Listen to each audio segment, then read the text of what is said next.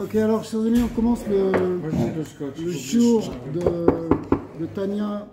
On enregistre les Hashem, même, chapitre 40, on est page Nundalet, c'est-à-dire page 107.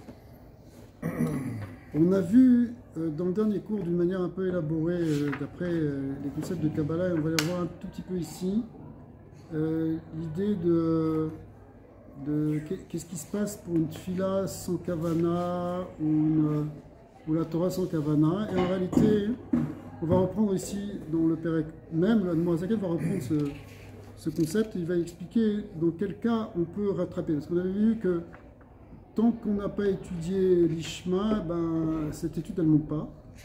Même si ce n'était pas un Shelo l'Ishma vraiment contre la Torah ou quoi, parce que ça c'est sûr que c'est un problème. Mais qu'on a étudié Stam comme ça par habitude, ou qu'on a fait les mitzvot parce qu'on a été éduqué à les faire et qu'on n'a pas tellement réfléchi, même chose pour la tefila, ça ne monte pas très haut, ça ne monte pas en réalité. Mais dès qu'on reprend les choses avec une kavana lishma, qu'on fait ça pour un Kadosh Baruch Hu, alors même les tefilotes qu'on n'avait pas faites avec la meilleure intention, même les prières, les études qu'on avait fait d'une manière vraiment mécanique, et bien finalement tout ça monte pour nous attacher à Hachem, pour attacher notre neshama et pour faire monter les olamot. Sans qu'on ait spécialement autre chose à faire que à nouveau d'étudier l'Ishma. Alors, mais maintenant dans le Pérec même, il dit tant qu'on n'a pas fait ça, Kozman shelo chazar velamad davar zed l'Ishma, en imudo ole afilu beyut surot ameorot beolam hayetzira ve'asiya. C'est-à-dire même dans les surotes des mondes les plus bas, qu'on appelle Yetzira et Asiya, dans lesquels normalement on pourrait imaginer que une fila Bekavana ou une étude Bekavana ça puisse monter, et bien là, ça ne monte pas. Alors on va entrer un peu dans la différence entre les sphirotes de ces mondes créés, qui s'appellent Bria et Sirassia, par rapport aux sphirotes de Hatzilut, qui elles sont purement divines. Et donc il faudra faire une certaine distinction qu'on va faire maintenant. Qui est la sphirote En Bechinat Elokut. De manière générale, quand tu parles de sphirotes, quel que soit le monde dans lequel tu es, quel que soit le monde, c'est un monde de Elokut, c'est un monde de divin. D'accord ? Et qui a sphirote en bechinat elokut ubaim mitlabesh ou mityaret or ensof baruchu mamash. Et dans les sphirotes, puisque c'est divin, il y a la lumière du ensof qui est dedans. Le or ensof est dans toutes les sphirotes, quels que soient tous les olamot, au cœur de tous les mondes. On a vu dans la chitzoniut des olamot, il y avait les malachim, dans la pnimiut, on trouvait les neshamot. Mais dans la pnimiut du monde, il y a ce qu'on appelle les sphirotes de ce monde. Et dans ces sphirotes-là, il y a Elokut, parce que les sphirotes, ce sont les kelim par lesquels le Or Ensof il est véhiculé. Donc, tant qu'on n'a pas rattaché réellement aux sphirotes dans le monde dans lequel on n'a pas vraiment collé avec Elokut. Ou Belo Tchilou, Chimou, Lo Yachlo les Salka. Or, pour que ça puisse monter dans ces sphirotes, il faudrait qu'on mette de l'huile là-bas. Pour qu'on puisse monter dans ces sphirotes, il faut quelque chose qui est très important dans la Voda. Quelque chose qui est très important dans la Voda, c'est Ahava ve'ira, l'amour et la crainte. Parce que, qu'est-ce que ça veut dire faire une chose sur le lishma ici? Ça veut dire que tu n'as pas mis d'intention, tu n'as pas mis d'émotion. Si tu fais les choses par amour pour Akadosh Baruch Hu, ça s'appelle un lishma. Si tu les fais par respect pour lui, par crainte pour lui, c'est aussi un lishma. En réalité, il faut qu'il y ait les deux. Par exemple, je ne veux pas étudier la Torah, mais je vais étudier la Torah. Le Tzemama, c'est déjà, en lui-même, c'est déjà un lishma, non? Oui, mais ça monte pas. Ça monte pas. Ça veut dire c'est bien, mais ça reste, ça élève pas ta neshama. Par contre, si demain tu vas mettre de l'intention lishma dans ton étude, même l'étude de la veille, elle va monter. Celle qui était restée, elle était restée en attente en quelque sorte, elle est en hold. Elle n'arrive pas à monter. Mais dès que, maintenant, tu vas rajouter de la hava, de la ira, de la gdusha, l'intention dans laquelle tu fais, tu vas pouvoir monter. Alors tout ça, ça s'appuie sur ces Tchinik Munezoar qui comparent l'amour et la crainte à deux ailes. Les deux ailes d'un oiseau, c'est ce qui lui permet de monter. D'ailleurs, s'il n'y a qu'une seule aile, on a déjà vu ça plusieurs fois, l'oiseau, il n'arrive pas à monter. Donc il faut à la fois chilou ou chimou. Il faut à la fois la crainte et l'amour. Pour ça, ce qu'on fait à fond de chaque mitzvot, ceux qui font les Shem Yichud, ils disent les Shem Yichud Kusha Baruch Shkente, Betrilou Chimou. Pourquoi Betrilou Chimou? Be'ira ou Be'ava. Pourquoi? Parce que ce sont ce qui justement va permettre de faire monter cette mitzvah vers Hachem, c'est-à-dire qu'il y a une élévation spirituelle qui vient avec cette mitzvah. Sinon tu peux étudier la Torah, mais rester toujours dans le même niveau. Mais si tu veux que ça t'élève spirituellement, si tu veux voir comme les tzadikim qui sont en train de prier avec dvekout, qui sont en train d'étudier avec dvekout, il faut que tu mettes tes sentiments d'amour et de crainte vis-à-vis d'Akadosh Baruch Hu. Parce que sinon, lo yechala les salkal et mikam kadam Hashem, ça ne va pas pouvoir faire monter cette fille-là, ou si on n'a pas mis ces sentiments, ou cette étude devant Hashem. Ki Moshe Katuv betikunim, rak limudo ole le chalot ou madurin she'en chitzoniut haolamot. Alors, comme tu dis, ça fait quelque chose quand même le Etzem Amassé, mais ça reste superficiel. Attention, tu peux avoir une étude qui est profonde, mais du point de vue de l'élévation dans les mondes, de l'élévation spirituelle qui vient, ça reste superficiel, et cette superficialité est appelée dans le Zohar ici des Echalot ou Madorim. Ce sont des palais ou des salles dans lesquelles, chez En Chitzoniut Haolamot, qui correspondent à ce qu'on appelle l'extériorité des mondes. Chez Baen Ondim Amalachim, dans lesquels se tiennent effectivement des anges. On ne parle plus des sphirotes, on ne parle plus de Elokut là. On parle des anges. Or les anges, on a vu que c'est Chitzoni, ce sont des créatures, ce sont même des créatures qui sont plus Chitzoniot, qui sont plus extérieures que les Neshamot. Ok, Moshe Katuv, chez Katav Rab Chaim Vital Zal, Beshar Anevoa, Perek Bet. Chez Mea Torah, chez le Bekavana, Nivraim Malachim Baoilama Yetzira. Parce que dans la Torah qui est étudiée sans Kavana, sont créés des anges au niveau du monde de la Yetzira. Ou à mitzvot, d'accord? Ça veut dire, tu crées des anges.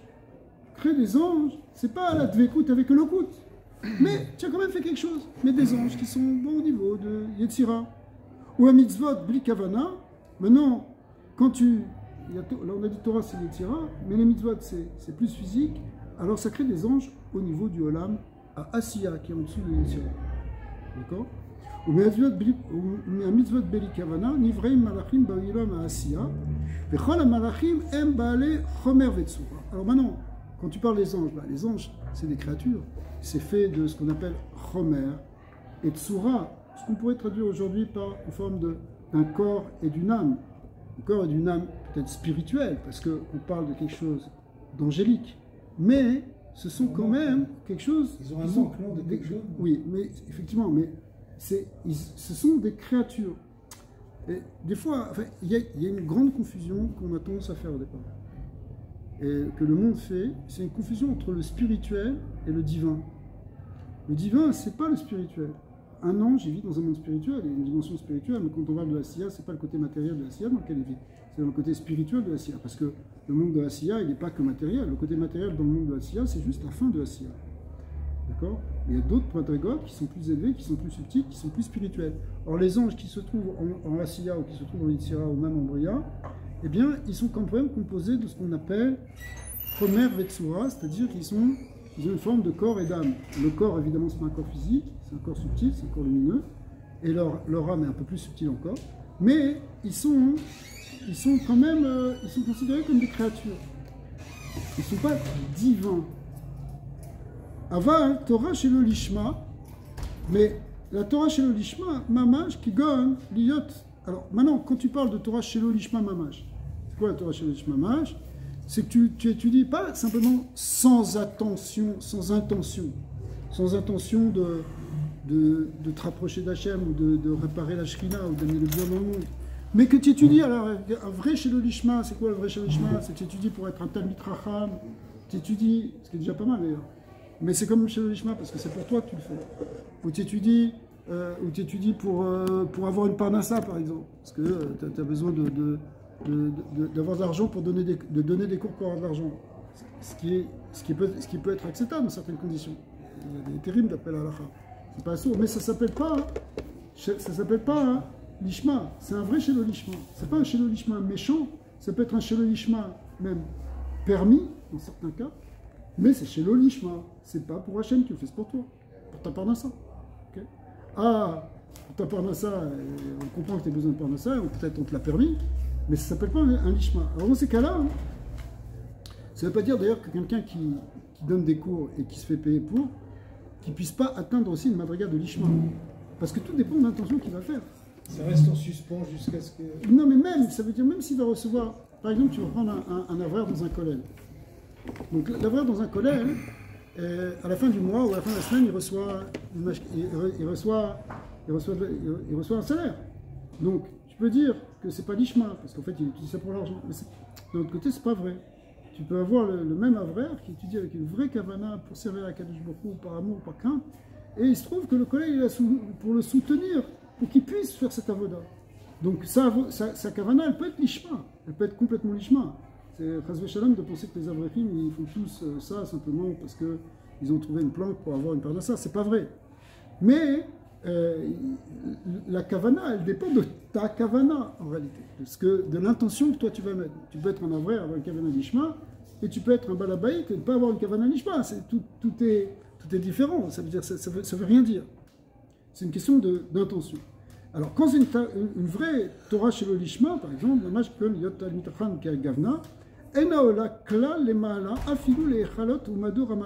là, ça ne monte même pas dans ces madrigotes-là extérieures. Quand est-ce que ça monte dans les madrigotes extérieures des palais des anges de Asiya, de Yetzira, on a dit? Eh bien, c'est quand tu n'as pas de kavana du tout. Tu as étudié comme ça par habitude, par routine. Ok, c'est ton cédère, tu n'as pas mis d'intention. Mais quand est-ce que ça monte vraiment vers Elokut? C'est quand tu fais avec amour et crainte d'Hachem. Donc on voit 3 madrigotes ici. La madriga l'ishma, dans lequel tu as de l'amour, de la crainte, tu fais ça pour servir Dieu. Ça monte et ça t'attache, et ça attache cette Torah à Dieu. Une kavana intermédiaire où tu n'as pas vraiment d'intention, c'est pas vraiment l'ishma, tu fais ça comme ça par habitude. Bon, ça reste superficiel dans les palais des anges.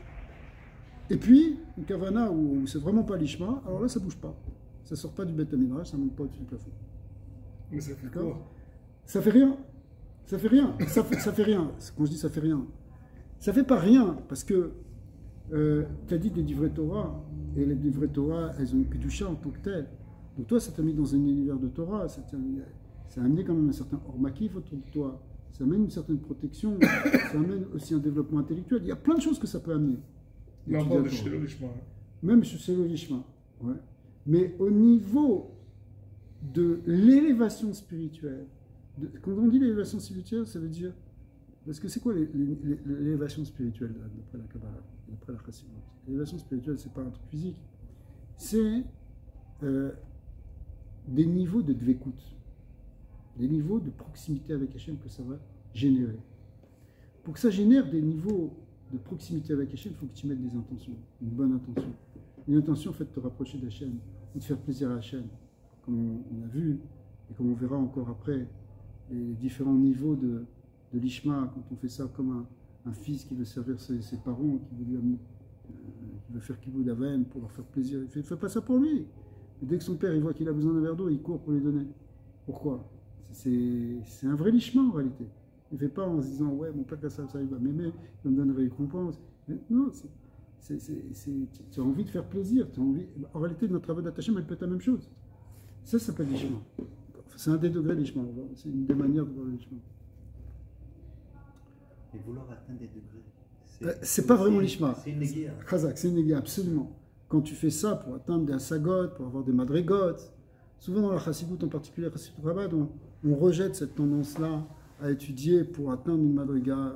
Le gars, il veut Eliyahu Hanavi, le gars, il veut... Ok, tu veux tout ça, mais tu n'étudies pas ça pour ça. Tu étudies et tu fais même une avoda et tu fais même des yichudim, tu peux faire des ta'anit, tu peux faire beaucoup de choses. Mais il faut le faire avec la bonne intention, c'est-à-dire pour servir Hachem, pas pour te servir toi. Parce que même chercher à avoir une madriga en tant que telle, c'est te servir toi. Mais d'un autre côté, la Neshama, elle a aussi, comme on le voit dans le Télim qu'on vient de commencer et qu'on va faire pendant tout le mois d'Elul et un peu ensuite, il y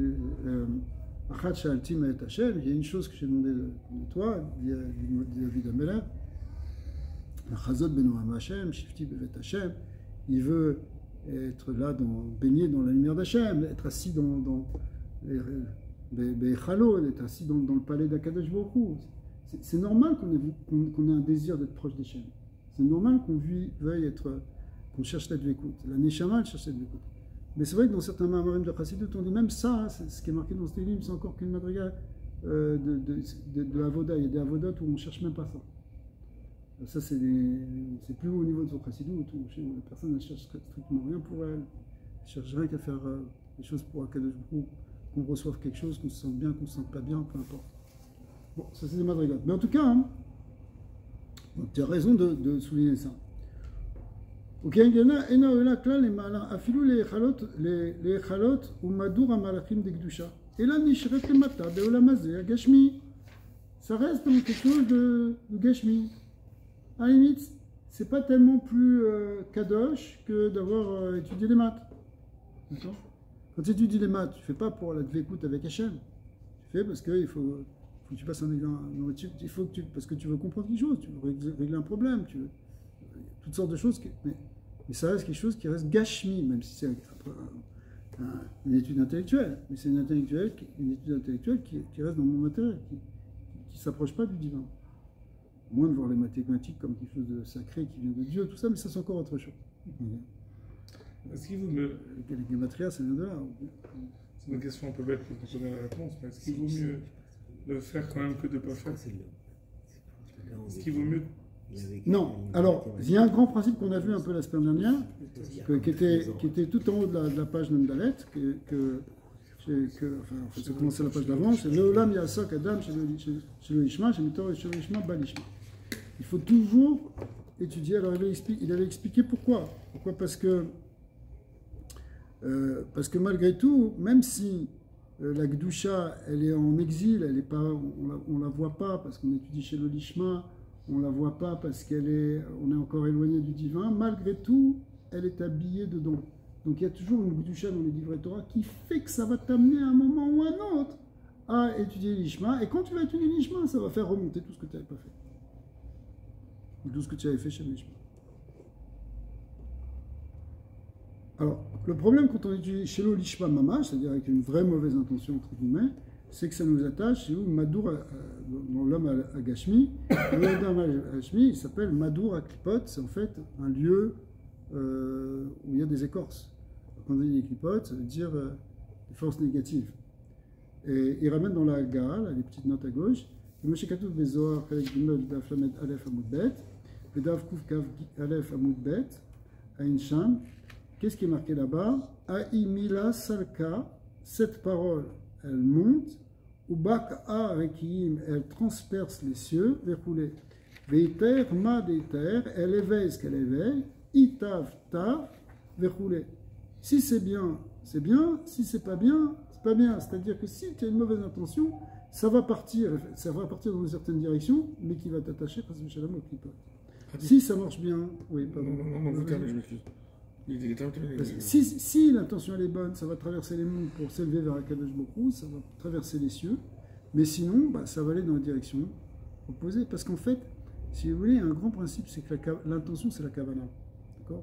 Mais c'est quoi la kavana? L'intention, la kavana, c'est une direction. C'est comme la direction que tu imprimes à un arc et une flèche. Donc, la flèche, elle va partir. Maintenant, dans quelle direction tu la fais partir? Soit tu la fais partir vers le haut, soit tu la fais passer, elle va tomber dans la terre, soit elle va aller dans un mauvais kivoun.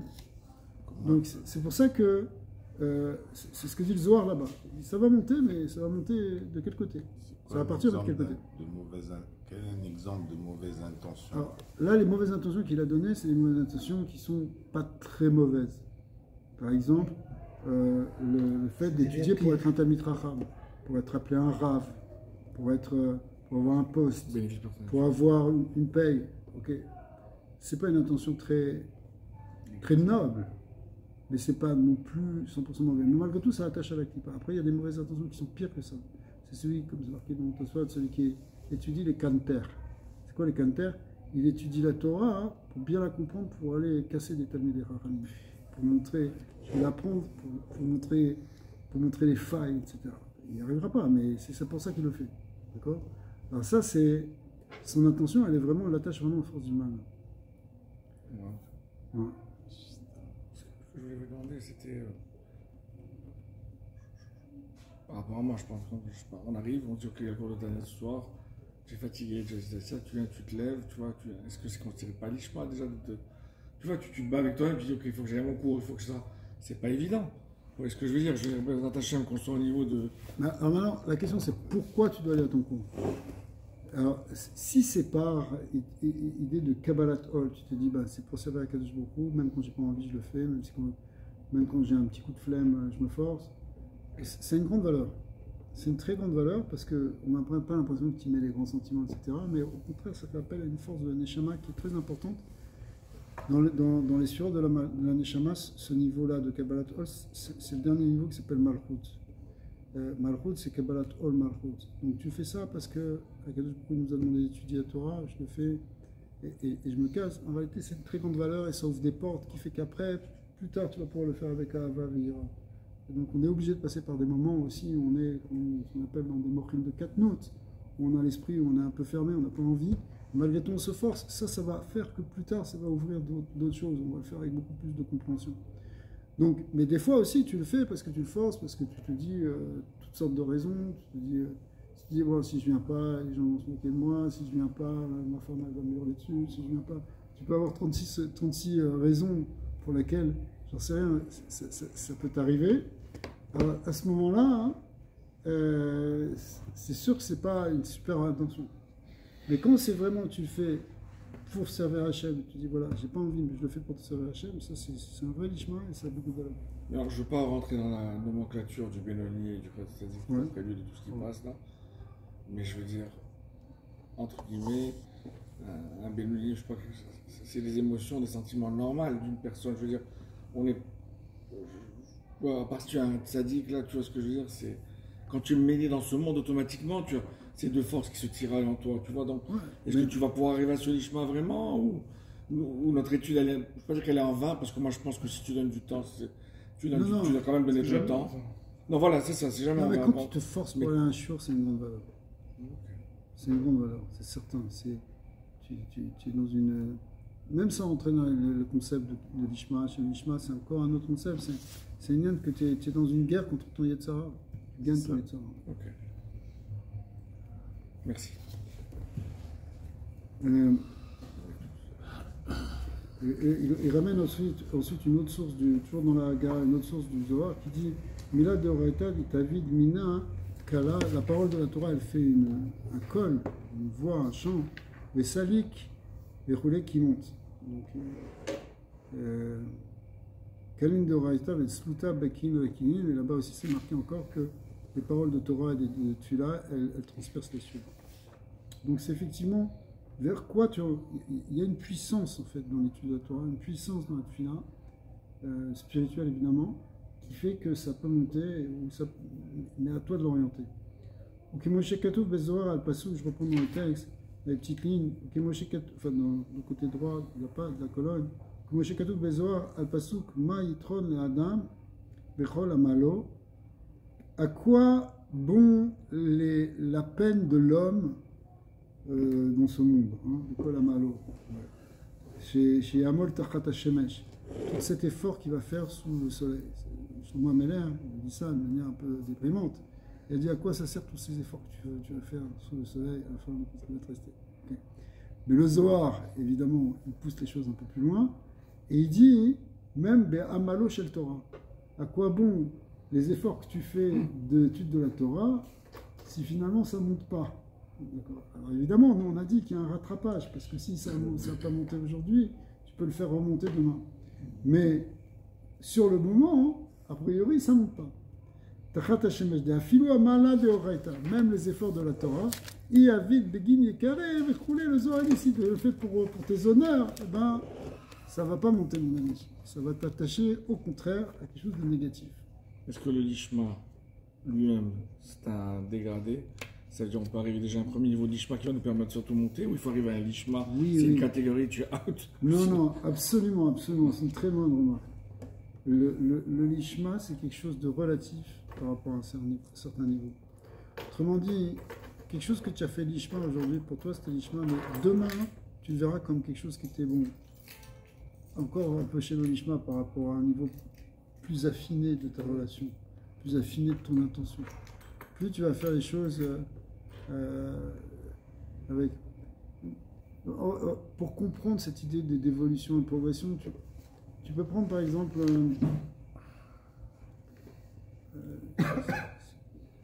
Tu prends un enfant à qui tu lui dis regarde, si tu apprends cette Mishnah, moi je te donne des bonbons, je te donne des images de tzadikim, je te donne des cartes. Okay. Donc au début, l'enfant il ne le fait pas pour les Mishnah. Il le fait pour recevoir des petits cadeaux. Mais c'est bien. Ok, c'est bien parce que c'est ce que tu veux. Tu veux qu'il étudie la Torah et pour l'instant il ne peut pas le faire l'Ishma. Mais après, il va lui dire regarde, il va commencer à comprendre que s'il finit ma secrète, il va avoir un sipouk. Il va être fier de lui. C'est déjà mieux que d'avoir reçu, d'avoir fait ça pour des bonbons. D'accord? Parce qu'il comprend qu'il y a une plénitude, une réalisation d'avoir fait toute une massacrette de Mishnayot. Donc, il est passé à un niveau de plus l'ishma. Mais plus tard, il va comprendre que même ça, ce l'ishma, c'était pas ça, qu'il le faisait aussi pour faire plaisir à ses parents, ce qui est déjà l'ishma. Mais après, il va voir qu'il le fait pour faire plaisir à Hachem. Il y a toujours des madrigotes de l'ishma. Mais à son niveau, pour lui, c'était l'ishma. Quand il était au niveau 2, c'était déjà l'ishma. Mais demain, ce l'ishma qui est au niveau 2, quand il arrivera au niveau 3, ça lui apparaîtra comme ça, c'était pas tellement l'ishma, il faut que j'avance par rapport à ça. Et en fait, nous aussi, dans notre service avec Hachem, on doit sentir qu'on a une progression de l'ishma. On fait les choses de plus en plus avec détachement, de plus en plus pour Hachem. Alors quand je dis ça, c'est pas qu'on sente forcément tous les jours une progression par rapport à la veille. Mais au fur et à mesure, peut-être avec la sagesse des années, on se rend compte que finalement, on n'a pas besoin de faire les choses pour nous, qu'on les fait pour Hachem, qu'on fait pour le petit coup de la Shrina, qu'on fait pour faire plaisir. Donc, on avance dans les madrigotes, de l'Ishma. On ne doit pas stagner dedans. Donc c'est comme toute une échelle, et chaque degré par rapport à l'autre, il est plus l'Ishma. Et il semble moins l'Ishma que celui par rapport au niveau qui est au-dessus. Alors, Iavid Begin Yekere, Veze Shekotouv, c'est aussi ce qui est marqué, Ashrej Bisheba, les Kam et Talmudo Beyado, Pirouche et le Nishar, les Mata Beolamazé. Très très belle dracha ici. Et heureux celui qui vient avec son Talmud, avec son étude dans sa main, qui vient avec son étude dans sa main. C'est quoi Talmudo Beyado? Ça veut dire ici, ça veut dire que son étude elle est montée. Donc quand lui il monte dans la Mava, son étude elle est montée aussi. Pirouche. Chez le Nishar et Mata Beolamazé. On parle d'une étude qui ne va pas rester en bas dans la Mazé. Même si on dit, a priori, ce qui pourrait être une contradiction. On dit, bon, bah, ta Torah, elle ne s'approche pas d'Hachem. Mais d'un autre côté, c'est marqué dans le Zohar que la Torah elle-même, elle est divine. La Torah, elle fait un avec Dieu. Alors, qu'est-ce que ça change que tu fais l'Ishma ou pas l'Ishma? Dès que tu dis du vrai Torah, c'est la parole de Dieu qui est en toi, c'est du divin qui est dans ta bouche. Donc, peu importe l'intention. Ouais. Alors, c'est la question qu'il pose maintenant. D'où on sait ça? Parce que lui et sa volonté font un. Alors la Torah, c'est l'expression de sa volonté. Or justement, le divin Hachem, il est partout. Ouais. Donc qu'est-ce que tu parles de monter? Qu'est-ce que tu parles d'avoir de plusieurs degrés? Mais à Kadosh Baruch Hu, il est il n'y a pas un endroit où il n'est pas. Ouais. Et Béchavé, de manière égale d'ailleurs. Il est partout en fait. D'un certain point de vue du divin, Dieu il est dans toutes les madrigotes à la fin. La falpiken, en oilam shavuot. Alors la réponse, c'est comme ça. La falpiken, en oilam shavim bemalatam. C'est vrai, Hachem il est partout et il est égal partout, mais les mondes ils sont différents. Les mondes, c'est-à-dire, on va voir, il va distinguer deux choses, mais de manière générale, les mondes ici vont se distinguer. On a parlé déjà de Sia, Yetzia, Bria, etc. Et dedans, il y a plusieurs madrigotes.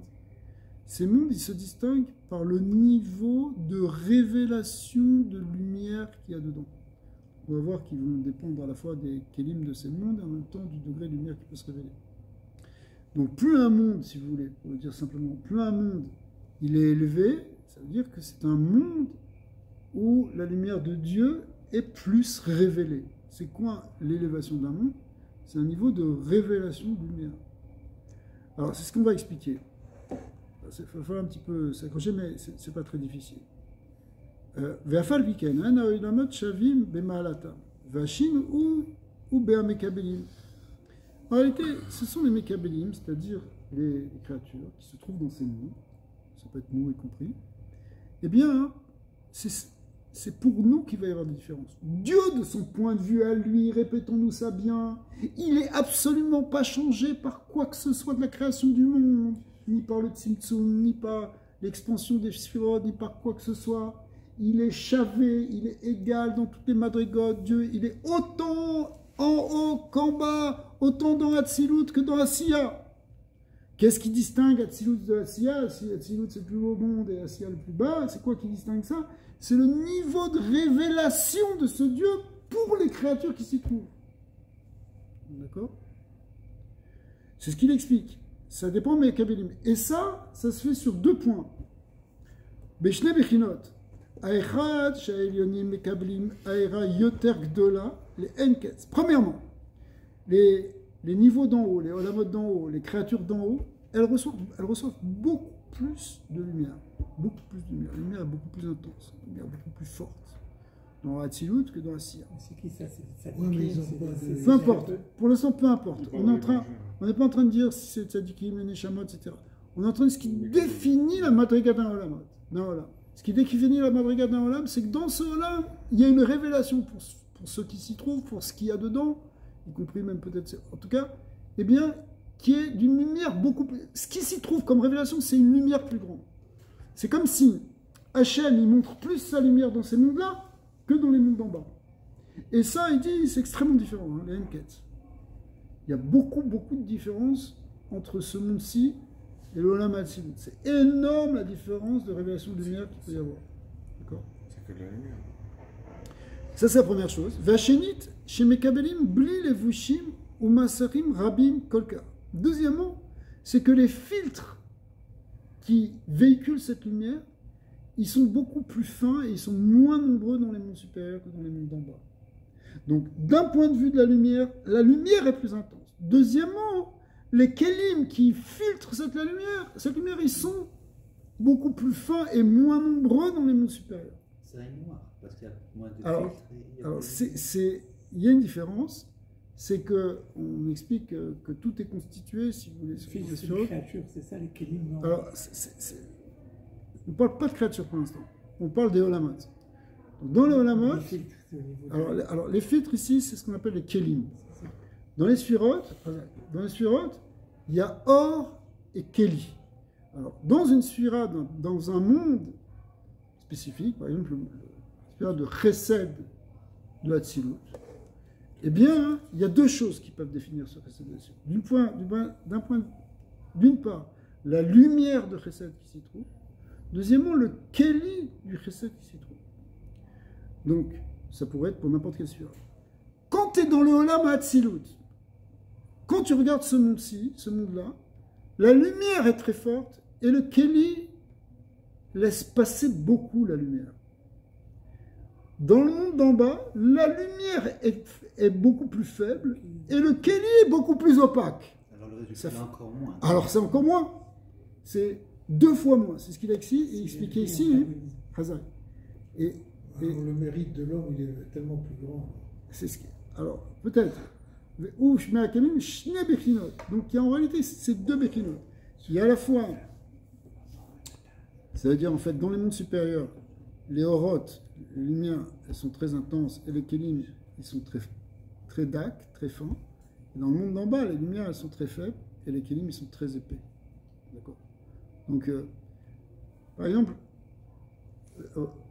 tu vois, tu as dit c'est Aïnoa, c'est la même chose. C'est vrai qu'on pourrait voir que c'est la même chose, mais disons que tu peux voir par exemple dans ce monde-ci, d'une manière plus intuitive, qu'il peut y avoir cette double notion.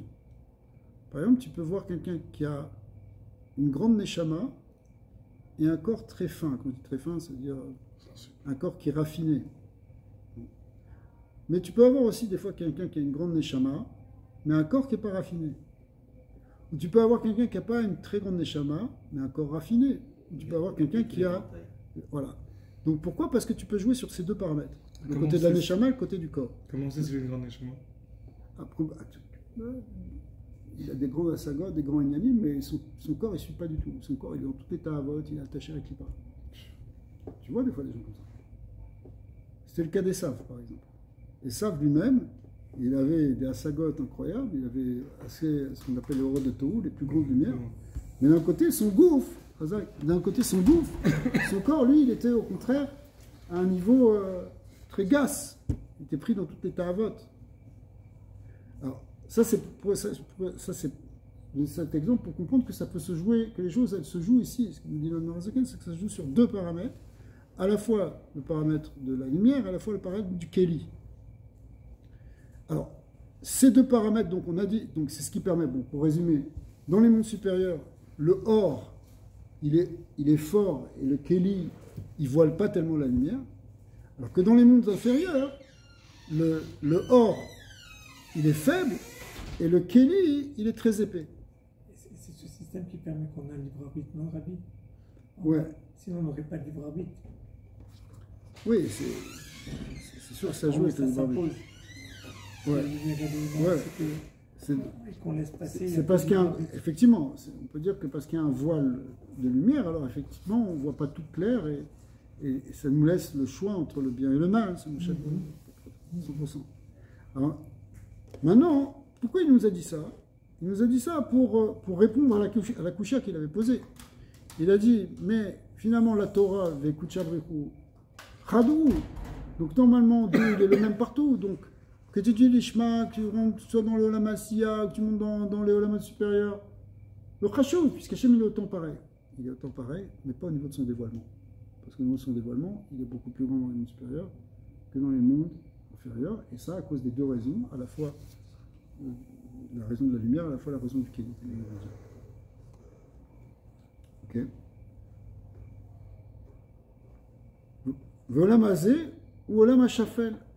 Alors ce monde-ci, ou Olam HaShafel, Beshner Bechinot, au niveau des deux Bechinot, qui est Era Shebo Metzum Tzemet, donc dans le monde physique finalement il y a très peu de lumière, elle est très contractée, Meod, Ad Ketse Acharon, elle est même à l'extrême, à tel point qu'on peut arriver à voir un monde où on a l'impression que Dieu il n'est pas là. D'accord? Pourquoi? Parce que la lumière de Dieu elle est très très contractée, elle est très très voilée, elle est très très très limitée. Velachen, Uchumri Vegashmi. Donc c'est ça qui fait que c'est un monde matériel, physique. Gamzot, Ibelevushim ou Masrim Rabim, mais c'est vrai aussi dans les Levushim, c'est-à-dire dans les Kélim, qui sont très nombreux. Hachinit Lavshab et Klipot Noga, jusqu'à ce que finalement, cette lumière divine, elle est habillée dans ce qu'on appelle la Klipot Noga. Les Achayot Kol Dvarim Ateorim, chez Beolamazé. Pour faire vivre cette lumière, c'est elle qui donne l'Achayot. Elle s'habille dans tous ses vêtements, y compris même dans une Klippa, qui s'appelle la Klipot Noga, pour faire vivre en fait toute la Gashmiot. En tout cas, tout l'aspect permis de la Gashmiut. Dans l'aspect interdit, c'est encore d'autres clipotes qui viennent encore plus voiler la lumière et l'enfermer. C'est la ligne fine entre l'être et le paraître. On n'est pas se comparer. Ouais. Donc même Hachem, quand des fois il est moins révélé, c'est pas pour autant qu'il est moins. 100%. Ouais. Ubeklalem ou nefesh achiyonit amedaberet chez Be'adam. Et en réalité,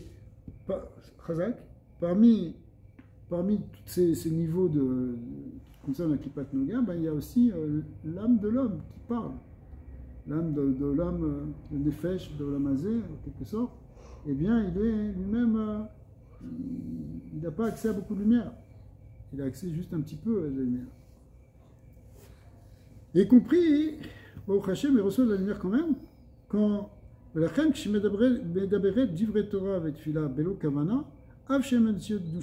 maintenant, quand tu étudies la Torah, tu fais des tfilot sans kavana, c'est quand même quelque chose de kadosh. Théoriquement, on a dit qu'il y a du divin dedans, il y a des étincelles divines, il y a la lumière divine qui s'habille dedans. Oui, ça s'habille dedans, mais comme il y a tellement de filtres, d'abord il y a très peu de lumière qui descend jusque-là, mais en plus il y a tellement de filtres que ça peut paraître sans... Ça peut paraître qu'il n'y a rien en fait.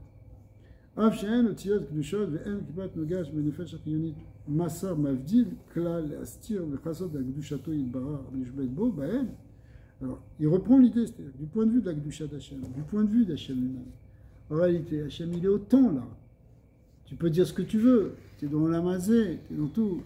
Mais si c'est le Ratson d'Hachem, si c'est une parole de Dieu, c'est une parole de Dieu, donc c'est Dieu aussi. Mais au niveau de ce qu'on peut en tirer, de ce qu'on peut, ce que ça peut nous attacher à Hachem, ça c'est c'est beaucoup plus. Ça, c'est très différent. Mais finalement, c'est quand même un cercle vicieux tout ça. Parce que quand tu étudies l'Ishma avec Avavira, ce qui crée une plus grande écoute, un plus grand rapprochement avec Hachem, donc c'est un impact sur toi. Tu sens une élévation spirituelle et ça te donne la force de continuer. Ouais. Et quand tu es de l'autre côté, en fait, tu étudies pas l'Ishma, il peut te sembler comme s'il n'y a pratiquement pas de lumière qui descend. Donc tu es coincé, à moins qu'il y ait une petite de corps voilà, qui vient de l'extérieur. Voilà, tu as répondu à ta question. Sinon. C'est pour ça qu'on a le mois des Louls. C'est ça. On a le mois des Louls pour nous réveiller de la torpeur qu'on a, parce que petit à petit on s'est endormi dans notre travail d'attachement au cours de l'année. Chacun on était là dans notre réalité physique, dans notre téléphone, etc. Qui fait que on arrivait on finissait par s'endormir par rapport à la conscience d'Hachem, par rapport à la Kavana. Et voilà que maintenant, Elul, Hachem il nous donne un Zman propice pour éveiller notre amour pour lui. Aoué Bashoshanim, Ani les Dodiv et Dodili. Ça veut dire Ameler Bassadeh. C'est quoi? C'est Ameler Bassadeh. C'est Hachem, il se met à notre niveau pour qu'on ait envie de se rapprocher de lui. C'est comme s'il se rapproche de nous, pour qu'on puisse se rapprocher de lui, qu'on a envie de se rapprocher de lui. Alors il le fait discrètement, il s'habille avec la gentillesse d'un roi dans le champ. Et là, on se réveille. On aurait cru que dans la Torah, de manière intrinsèque et indépendante, que voilà, ça t'emporte. Oui. C'est-à-dire, on aurait cru que voilà, tu t'es battu pour arriver, tu es rentré, et maintenant. Ouais. Mais pourquoi? Il y a une Gemara qui dit, fameuse Gemara, c'est Yazvouni, qui m'abandonne, le Yazvou Dvari ou Torati, qu'ils n'abandonnent pas ma parole. Pourquoi? Parce que même si quelqu'un il lâche la Torah, mais qui continue d'étudier la Torah, il va finalement faire tchouva. Parce que Maor chez la Torah, Marzirem la M, les montages. C'est-à-dire qu'il y a une force intrinsèque, effectivement, à la Torah, puisque c'est une parole de Dieu, c'est en exil, etc., qui fait que ça va te donner envie de faire tes choix. Mais quand il est dans le Sadé, sa lumière, on peut dire qu'elle brille quand même plus dans Asiya que d'habitude. Ouais. C'est ce qu'elle explique le Noirazakan. Il y a Yud Gimel Midot de Rachamim qui brille plus. Comme un or makif qui fait qu'il y a plus de lumière. C'est quoi cette lumière de Yud Gimel Midot de Rachamim? C'est la lumière d'amour d'Hachem. Pendant Elul, on devrait se sentir bien. D'ailleurs, on se sent bien. Pourquoi? Parce qu'il y a l'amour d'Hachem qui brille. Qui brille plus que dans les autres mondes. Mais la Avoda, maintenant, c'est que nous, on se réveille par rapport à ça. C'est-à-dire que le fait qu'il y ait cette lumière, cet amour d'Hachem qui se met à notre portée, eh bien, ça doit éveiller notre envie de se rapprocher de lui. Et c'est ce qu'on doit faire pendant l'Avoda de Elul. Mais effectivement, il y a un peu plus de lumière que d'habitude. C'est la fameuse question de l'Admorazaken, parce que c'est marqué dans le Sidor Arizal dans la cabane du Arizal, qu'il y a les Yud Gimel Midot HaRachamim qui brillent. Et c'est ça qui nous donne envie de faire tchouva. Okay. Mais alors, normalement, l'Admorazaken, il dit, normalement, on aurait dû faire, pendant ces 40 jours, c'est-à-dire de Rosh Chodesh Elul jusqu'à Yom Kippur, on aurait dû faire un grand Yom Tov. Parce que les Yud Gimel Midot de Rachamim, quand elles brillent, ça c'est un Yom Tov. Ça, c'est ça le bonjour. C'est ça Qu'est-ce que c'est Yom Tov? C'est un Giloui plus grand de lumière. On est justement avec plus de dévoilement pendant Yom Tov que dans les Mechol. Okay. D'accord? Alors il dit, en réalité, ça brille, mais pas trop. Ça brille suffisamment pour qu'on ait envie de se réveiller, qu'on ait envie de faire tchouva. Donc on a envie de faire des stépotes, on a envie de se rapprocher de Rosh Hashanah, on a envie de commencer à écouter le Shaifar. Okay. Le Kolzé, hein, c'est... Quand est-ce qu'on fait ça? Ben ça c'est... Quand est-ce que ça se fait? Ça se fait pendant ces 40 jours, justement. Donc c'est pas encore vraiment le grand dévoilement qu'on va avoir les jours de Yom Tov, les Mutolim et les Norim, mais c'est quand même un certain dévoilement, et cet amour-là, ça nous met dans une bonne ambiance qui fait qu'on a envie de faire chose.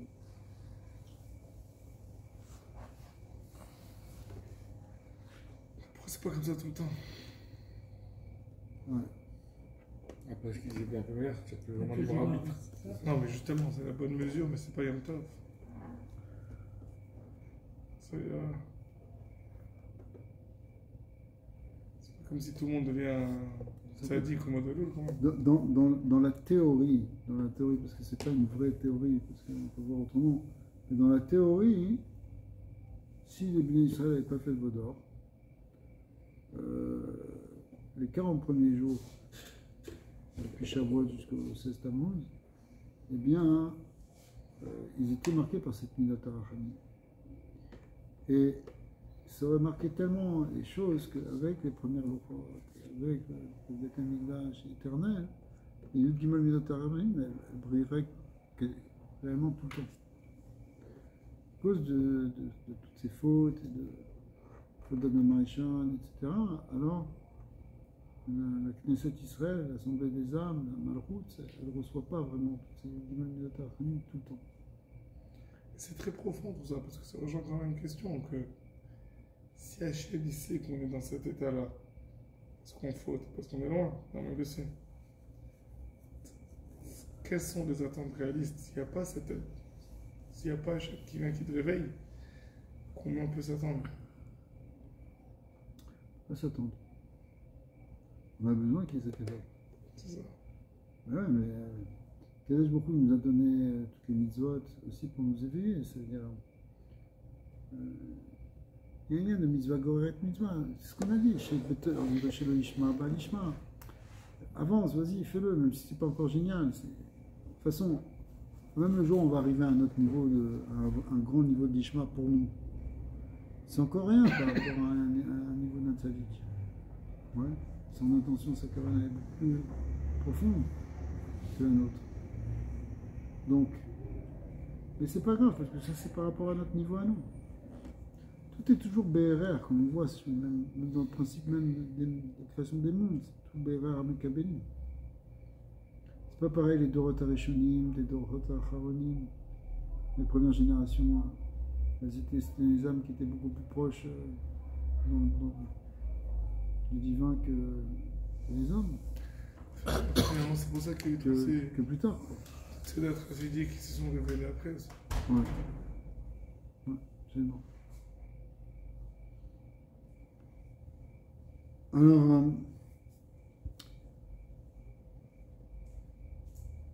donc, alors bien qu'on est, on est dans un Chazak Bochaba, bien qu'on est dans le Olam à Tarton et que la lumière elle est vraiment au minimum et que les Vushim ils sont très grands, malgré tout, c'est vrai que la Kedusha d'Hachem elle est partout pareille d'un certain point de vue.